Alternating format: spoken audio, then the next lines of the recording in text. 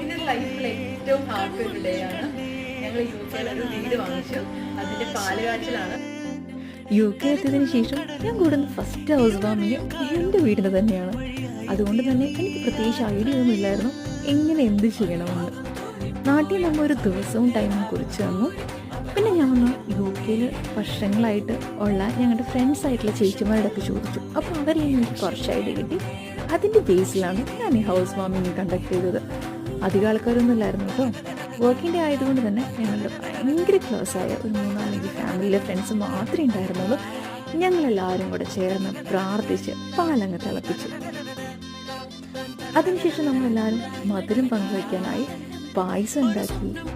രാവിലെ ഡ്യൂട്ടി കാരണം പാലുകാച്ചിന് എത്താൻ പറ്റാത്ത ഫ്രണ്ട്സെല്ലാം ഈവനിങ് ഞങ്ങളോടൊപ്പം ജോയിൻ ചെയ്തു.